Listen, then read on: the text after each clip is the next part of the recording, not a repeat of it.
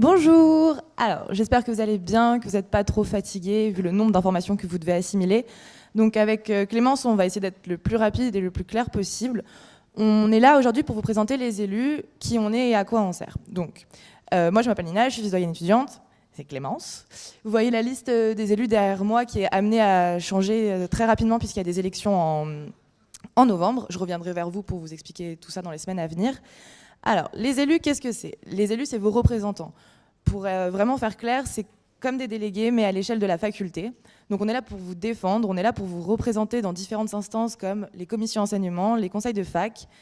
C'est des instances où on va voter, par exemple, le budget de la faculté, les modalités d'examen. Donc toutes les décisions que nous, on les prend en votre nom. C'est pour ça que c'est super important qu'on communique, enfin que vous communiquiez avec nous sur vos impressions, sur vos avis, pour que nous, on puisse faire remonter tout ça. Donc, on a une page Facebook où on communique nos informations et aussi vous pouvez nous contacter via cette page Facebook. On a aussi une mailing, là il n'y a pas noté dessus. On communiquera aussi donc, sur Internet, on vous enverra des mails. Si vous avez la moindre question, le moindre problème, si vous avez un peu peur de contacter directement les professeurs ou si vous avez n'importe quelle question, on est là pour vous, on est là pour vous mettre en contact avec les professeurs. Et on est là pour vous répondre et pour vous aiguiller, pour vous donner des conseils s'il faut. On a aussi quelques événements au cours de l'année, je te laisse. Ouais. Alors, super. Donc ça, c'est les événements qu'on a, enfin les 3 premiers, c'est des choses qu'on a déjà mis en place les autres années. Donc en premier, c'est le Speed Dating Master. Cette année, ça va être la 3e édition. Donc le principe est simple, vous avez quelques minutes pour parler avec des étudiants en master. L'avantage de cet événement, c'est qu'en très peu de temps, vous pouvez parler avec plein de gens différents. Et même si vous pensez que vous êtes en L1 et que vous avez le temps, que c'est tranquille, franchement, allez-y parce que ça va vous motiver à travailler si vous trouvez un master qui vous plaît vraiment. Le second, c'est les petits déj bio. On les a organisés en partenariat avec l'ADS.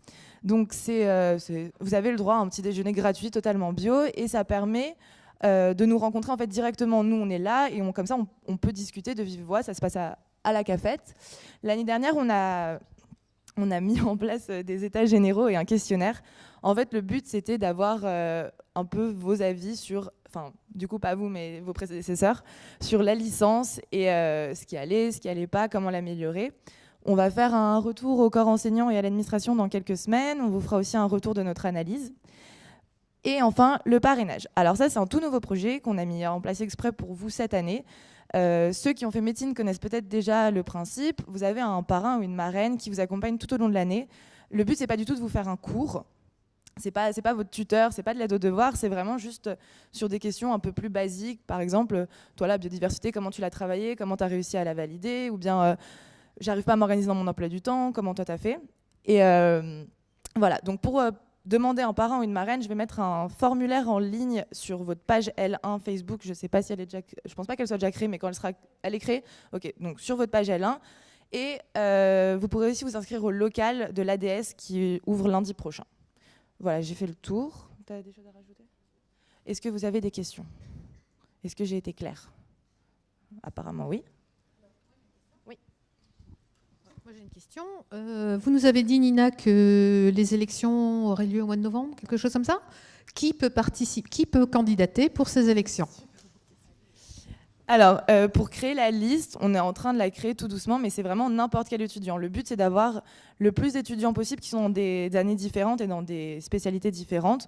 Donc, vous qui êtes en L1, on n'a pas forcément de L1 primo entrant, on a potentiellement des L1 redoublants. Mais donc, si vous êtes intéressé pour faire vraiment de la represse étudiante, pour être en contact direct avec les professeurs, pour défendre les étudiants, pensez-y. Je reviendrai vers vous de toute façon pour voir si ça vous intéresse. Mais voilà, prenez le temps d'y réfléchir.